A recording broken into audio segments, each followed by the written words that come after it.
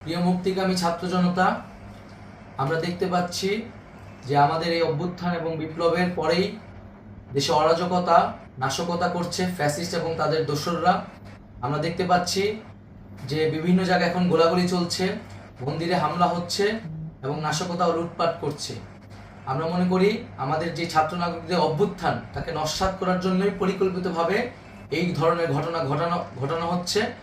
আমরা মুক্তিকামী ছাত্র জনতাকে সজাগ এবং সতর্ক থাকতে আহ্বান জানাচ্ছি এবং আমাদের যে অন্তর্বর্তীকালীন সরকার, আমরা সেই সরকারের যে প্রস্তাবনা 24 ঘন্টার সময় নিয়েছিলাম, জরুরি পরিস্থিতি মোতাবেক আমরা এখনই তার একটি রূপরেখা ঘোষণা করছি।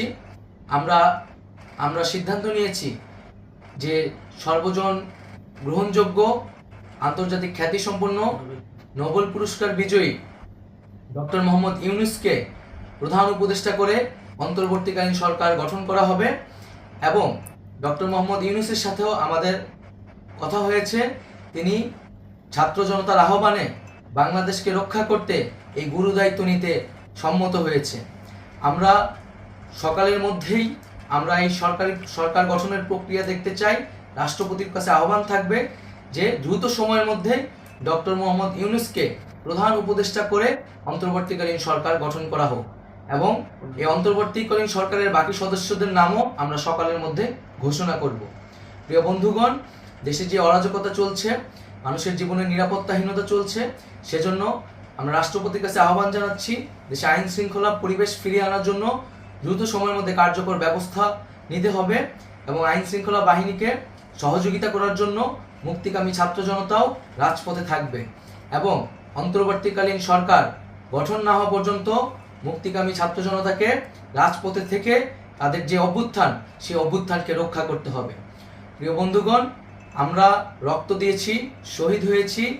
আমাদের যেই প্রতিশ্রুতি একটি নতুন বাংলাদেশ গঠন করার জন্য, সেটিকে আমাদের অবশ্যই বাস্তবায়ন করতে হবে এবং অবশ্যই ছাত্র জনতার প্রস্তাবিত সরকার বাদে কোনো ধরনের সরকার কিন্তু মেনে নেওয়া হবে না।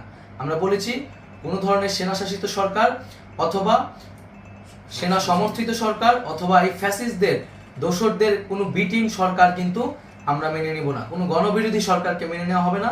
ছাত্র জনতার অভ্যুত্থানকারী যে প্রস্তাবিত সরকার, অন্তর্বর্তীকালীন সরকার, যেটা আমরা সিদ্ধান্ত উপনীত হয়েছি ডক্টর মোহাম্মদ ইউনূসকে প্রধান উপদেষ্টা করে এই সরকার গঠন করা হবে, সেই সরকারকেই বাস্তবায়ন করতে হবে অবিলম্বে।